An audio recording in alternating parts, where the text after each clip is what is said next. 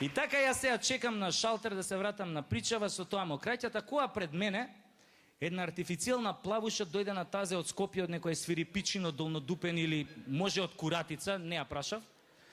Дојде до шалтеров и вика на сестрава: "Мори, сестро, примероков од Лајново му е со лажичево да го земам од Кенефот или директ да си го соберам од Газов. Оти на врата на нишо не пиши." А оваа сестрава ја гледа као да добила прашање за $1.000.000 и вика: "Гледај да си го земеш директ од Газот, ич да не му ја мислиш." И у тој хаос така ја доаѓам нели на ред.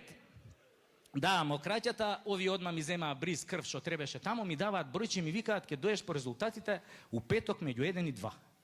Алал да му е, бе, викам, кој го смисли ова зимање резултати меѓу 1 и 2? Од цел ден работа, они зимаат резултати меѓу 1 и 2.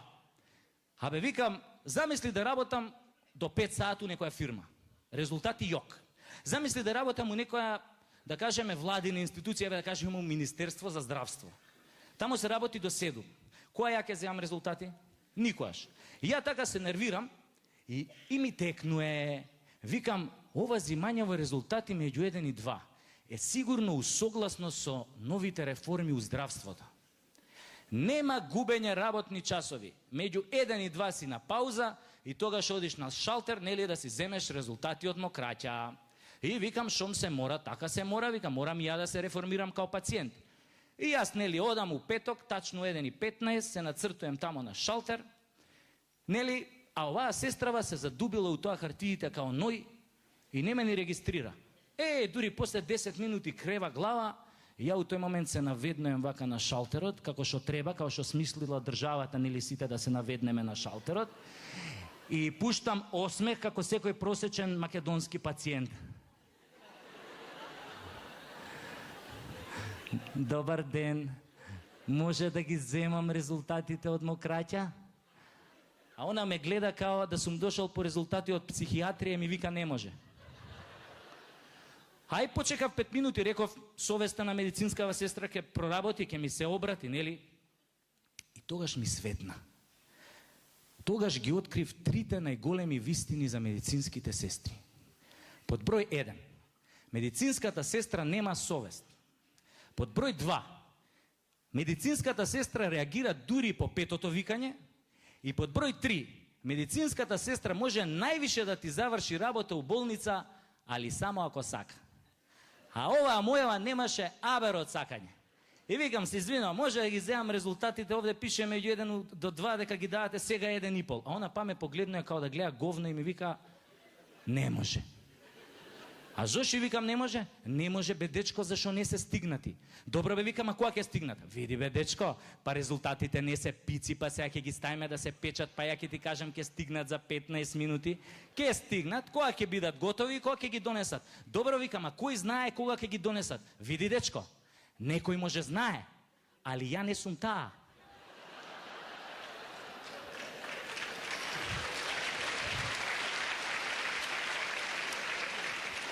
Па добро, бе, викам, зашо сте напишале тогаш дека давате резултати меѓу 1 и 2? Така, бе, дечко, ние даваме резултати меѓу 1 и 2, ама ако се стигнати и ако ги донесат. Кога не се стигнати и кога не се донесени, ќе си доеш следниот петок од 1 до 2. А бе, викам, оваа има муж дома или одамна го има пратено у Бардовци? И тама ја да ја отерам у 300 пички мајчини, еден позади мене пациент вака ми прави, и јас се вртам, он ми се бувна у лице и ми вика, се извинувам, ова е шалтер за мокраќа? Не му викам, ова е шалтер за тренирање нерви. И он опцу се сврте и си замина. Ја тргнав по него, али оваа сестрава позади ми вика, господине, почекајте, вашите резултати туку што пристигнаа, дојдете да си ги земете на шалтер. Ако сте задоволен од нашата услуга, притиснете на црвеното копче. Ако сте делумно задоволен од нашата услуга, притиснете на жолтото копче. А ако воопшто не сте задоволен од нашата услуга, во што јас не верувам, стиснете на црвеното копче. Мрш пизда ти матер. Ги земав резултатите, искочив надвор, ги проверувам крвта, бели, црвени крвни зрнца, хемоглобин, седиментација, све уред. Тоа мокраќата чиста, кој да сум пиел варикина пред мочање. Проверувам бриз од грло, од нос нема изолирани патогени бактерии. Брис од грло, опа, тука застанав. Читам и не ми се веруе. Викам, го наебав. Ешерихија коли. Абе, викам, еднаш излижав погрешен сладолед у животов и отидов јабана. Бати херојот. Шо ќе му кажам на Свети Петар горе кој ќе ме праша од шо сум рикнал? Шо ќе му кажам без живи срамотилоци, бе? Свети Петре, ја рикнав од лижање сладолед. Абе, човеков ќе се утепа од смеење, бе, недела дена нема да врши прием од рајот, у рајот што ќе се клешти, бе. Како, од шо рикна? Викам, од лижање сладолед на кој што капеше вода од еркондишено, кој што се какаа гулабите. Ај бе, не јади гомна.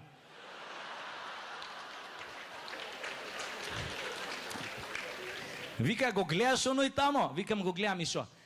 Вика, он имал 15.000 жени. Од 15.000 првата фатил сида и умрел.